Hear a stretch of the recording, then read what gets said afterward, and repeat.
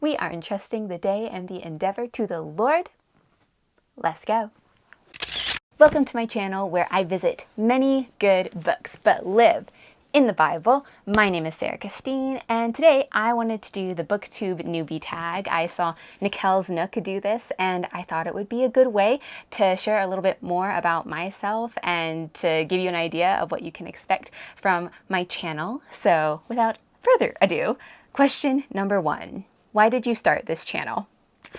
2 reasons, and they're in the title of the video. The Lord and Langston Hughes made me start Booktube. So reason number 1 is I fear God, and I did not want to be someone who took the talents that the Lord had given her of love of Him and an affinity for literature and stuck them in the ground, because in Matthew 25, we are told that when the servant who stuck the talent his master had given him in the ground is called forward to give an account, and he says, well, here you go, master. You have what is yours. I give it back to you.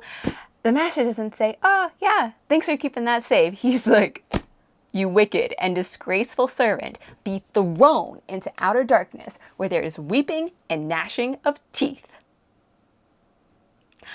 May it never be me. And I figured the opposite of sticking my talent in the ground was to put it on the internet. So that was reason number 1. Reason number 2, courtesy of Langston Hughes, is I did not want to become a raisin in the sun. And for over half a decade, I have been trying to find a way to combine my love of God's word with my love of literature. And for over 5 years, I thought the way to do that was to be a Christian and a secular novelist. And last month, I was officially a quarter of the way through my 5th novel, and got to this point of feeling so frustrated and fatigued with the traditional publishing process. And Lord, I'm hitting roadblock after roadblock, and I don't understand, because Psalm 37:4 tells us that if we delight ourselves in your law, you will give us the desires of our hearts. And this desire to be a writer that has sustained me for half a decade and counting without ever seeing signs of potential realization in traditional publishing seems kind of crazy at this point. But I can't deny that you have given me a love for your word, a love for you, and a love for just all kinds of books. And I feel like I can't do anything with those at this point. And Proverbs 13:12 says that hope delayed makes the heart sick. And that's true, but what I frankly was feeling at that point in time was a kind of vocational constipation. Lord, I'm straining, I'm struggling right now. And what he brought to my mind as I was just whining in, it's not even child's pose, frog pose, was a poem that I had read and memorized 3 days earlier in this book, and it was Harlem by Langston Hughes. And it goes, what happens to a dream deferred? Does it dry up like a raisin in the sun? Does it fester like a sore, then run? Does it stink like rotten meat and crust and sugar over like a syrupy sweet? Maybe it just sags like a heavy load. Or does it explode?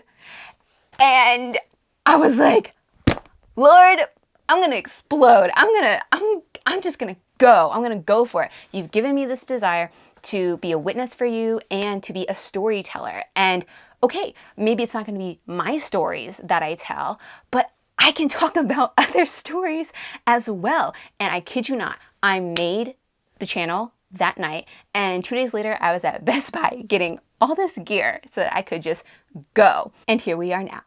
So yes, the Lord and Langston Hughes made me start this Booktube. Question number 2, what are some fun and unique things that you can bring to Booktube? Fun, TBD, but unique is that I am a faithful believer. I love the Lord. Jesus is the best, the best, the best. But I'm also, while being a faithful believer, a pretty promiscuous reader. I read very widely, and I have had my mind sharpened and strengthened and expanded by reading books that would never appear like a Baptist convention. And a good example of that is Koushun Takami's Battle Royale, which I read my senior year of university when I was in a pulp fiction class. And I ended up writing my final paper about how this book is actually a long meditation on and I do mean long, long meditation on 1 Corinthians 13:13, which says that 3 things will last forever: faith, hope, and love. But the greatest of these is love. And I got an A on that paper. So it's like, yes. But I bring biblical knowledge to textual analysis, which I think is unique. And it flows the other way too, because before I read Battle Royale, I didn't really understand the doctrine of limited atonement, or Calvinism, really. And I still wouldn't necessarily say I agree, but reading Battle Royale got me to understand better than anything that I had heard from a pulpit or a sermon or read in a book by Calvin. Question number 3, what are you most excited about for this new channel? I am very excited to have a place where I can be sharing things that I think are edifying, encouraging, and entertaining without being an imposition. Something that is true in my real life is I can talk about the Bible and literature at length. And I know that sometimes my interlocutor really wishes that I would stop. They want to run away, but I'm holding them hostage in conversation. And like, not exaggerating, my fairy godmother got me this towel, which says, "I'm sorry I slapped you, but it didn't seem like you would ever stop talking." And I panicked. And this way, no one has to slap me. You can pause me, mute me, listen to me on 2x speed, and I don't have to hold you hostage. You can just carry me into the bathroom if you want, and no one is gonna feel weird about it. So I'm very grateful to have this opportunity to be useful without being an imposition. So yeah, that's what I'm excited about. Question number 4, why do you love reading? I am not a very adventurous human being. To give you an idea, my mom once called me into the bedroom, like, "Sarah, come in here. We're watching Dad's favorite show, 90 Day Fiancé." Which is not my dad's favorite show, but she's like, you gotta see this. You gotta see what can happen when you go to a foreign country. And I cut her off. I said, "Mom, it's me." And she's like, "A foreign state then," which is not inaccurate. I am certainly a homebody. I haven't lived a cloistered existence, though I was voted most likely to be a nun in my high school by a historic margin. So there is that. But all that to say, a big reason of why I love reading is, for someone who is not adventurous like me, stories are the closest I can get to other experiences. That said, I also love reading because stories help me not only understand other people's experiences, but also help me see myself more clearly. And I don't think that that is a unique experience, because in 2 Samuel 12, we have an interaction after David has... I'm trying to think of a word that won't get me in trouble on YouTube. My Uncle Sam calls it yodeling in the canyon. So we're going to go with that. After David has yodeled in the canyon with a, we can assume, not consenting Bathsheba, and then kills her husband Uriah to hide the evidence of what happened, the prophet Nathan comes to David and he tells him a story where he says there once was a rich man. He had many flocks, and his neighbor, a poor man, just had one little ewe lamb. One little ewe lamb, which he raised. And yet, when a traveler came to the rich man's house, the rich man didn't kill any of his own flocks, but he took the poor man's little ewe lamb and he served it to his guest. And when David hears that story, he's like, "This man deserves to die." And Nathan's like, "You are that man." David's like, "He's not wrong." I find that very relatable, where stories can help us see our own shortcomings much more easily. The book that did that for me most recently was Jane Eyre by Charlotte Bronte. When I read this book, it became my whole personality. I could not stop talking about it to the point where my mom was like, the words Jane Eyre are not to be spoken in this house. And I was like, Mom, you don't understand. This book, it just gets me. And she's like, Sarah, we are not going to see you getting married to like a 50-year-old man. We're not going to do that. I'm like, Mom, no. You don't understand. It's not Jane I identify with. It's Rochester. She was not comforted at the thought that I, when I'm like 40 years old, would marry an 18-year-old. But my point was that when Rochester says, like, in wrath, the Lord remembered mercy, I was like, it's me. I have also experienced cosmic spankings, and I know that the Lord, in his kindness, didn't let me just fully have it. He tempered that whack with love. But yes, stories help me see myself more clearly. And the last thing I'll say about why I love reading is, honestly, I don't understand why other people don't. I'm constantly getting this ad on YouTube that opens with, personally, I hate reading. I'll try and insert it. Personally, I hate reading. And every time that ad comes up, it's like a jump scare for me, where I think like Steve Carell in the Big Short movie. I don't get it. Why are they confessing? I'm like, why are you confessing? Question number 5, what books or series got you into reading? Well, growing up, it was, of course, Harry Potter. And then as I got a little bit older, I loved John Flanagan's Ranger's Apprentice series. I have them, I reread them. They're just behind books, so I didn't pull it out. And I also loved The Sisters Grimm by Michael Buckley. The Water Buffalo and I have so much childhood lore attached to this, and we still have inside jokes that come from here. Highly recommend. But I stopped reading when I was in high school and basically in the first several years of college. But my junior year, there were four specific books that got me back into reading, and I have them. The first was Christianity and Liberalism by J. Gresham Machen, which I read for a theology class. And it was my first time encountering a theology book that was hot takes, but very accessible. And there was a line in this book where it says, if our doctrine is true and our lives be false, how terrible is our sin? For then we will have brought despite on the truth itself. But on the other hand, it is also very sad when we use the social graces given to us by God and the moral momentum endowed by a godly ancestry to commend a message which is false. Nothing in the world can take the place of truth. And I was just like, inject that into my veins. And it made me excited to start reading theology books. The second one was Amusing Ourselves to Death by Neil Postman, which was recommended to me by a just war philosophy professor. And even though it was written decades ago, it was so prescient about how we are just glued to our devices and seeking, again, to be amused to death. Very much Brave New World, if you've read that, but from like a philosophical and data-driven perspective.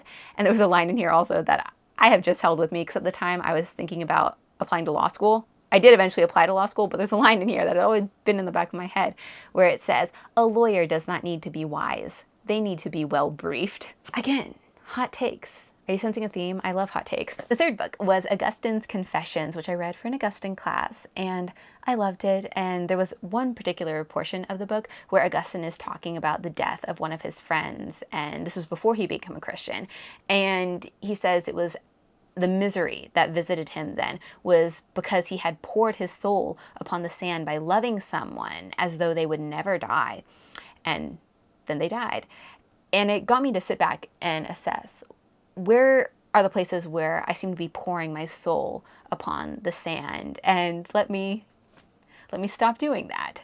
And the fourth book, which introduced me to the world of classic novels, was The Count of Monte Cristo, which is one of my favorite books of all time.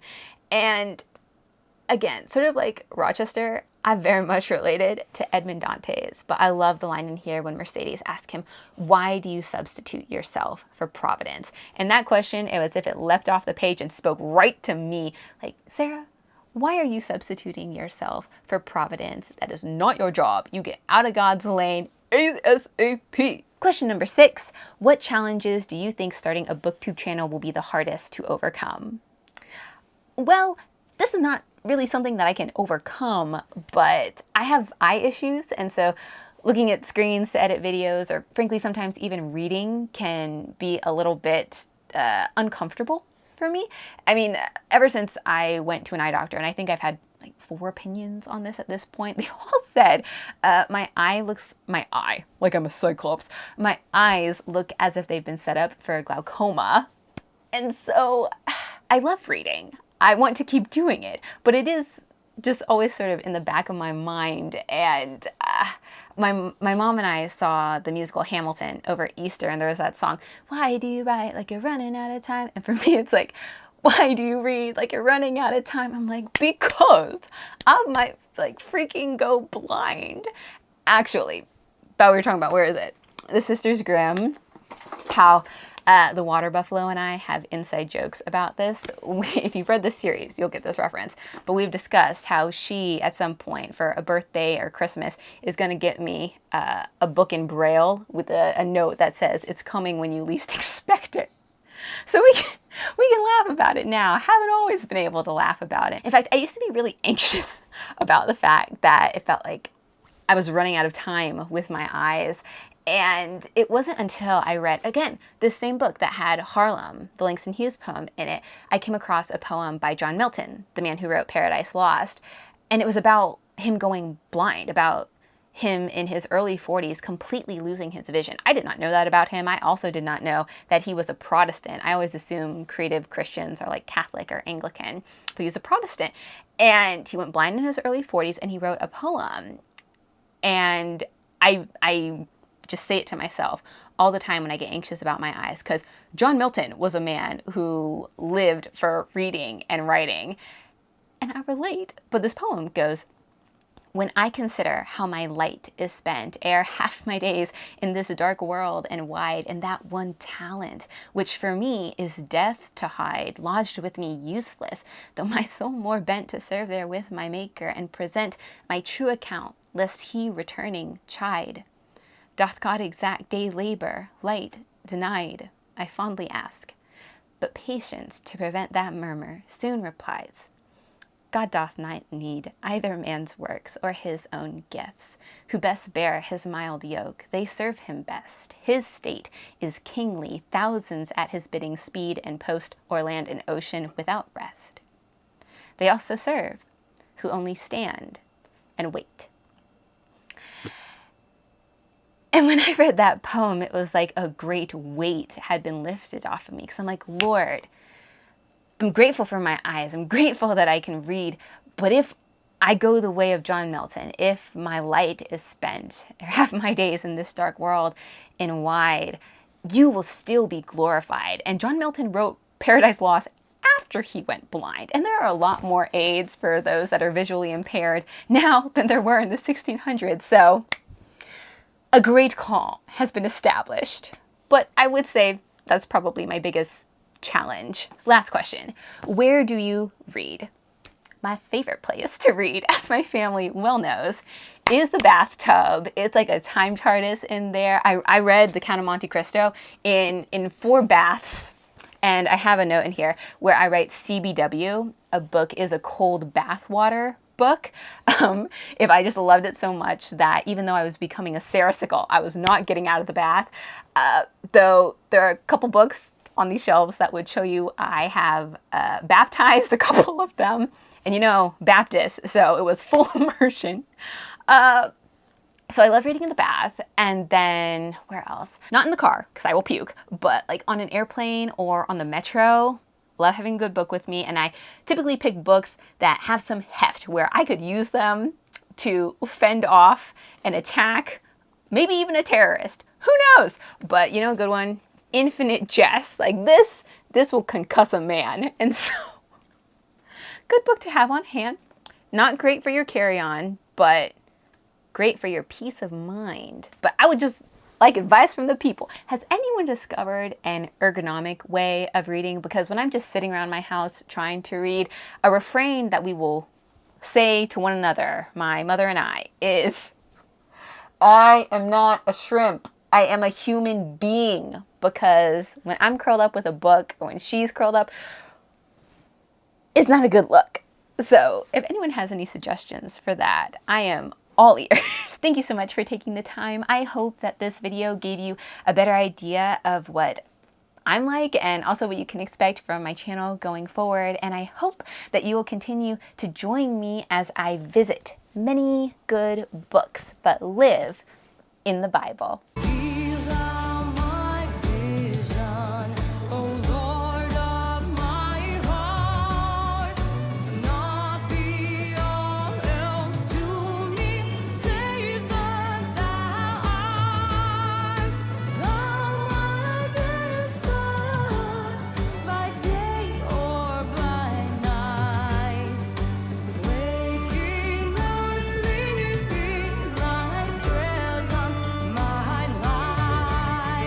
I've watched a couple of these videos and everyone's always got like a cozy drink, but this is my beverage container. Though it does have the sticker that gets the name for this channel, Visit Many Good Books, but Live in the Bible. But I didn't want to hold this because I couldn't, but I thought it would kind of be distracting. I always have the hiccups when I do this. Ah! Yeah, we're just gonna go with the first one and just pray that the Lord would anoint that. Lord help.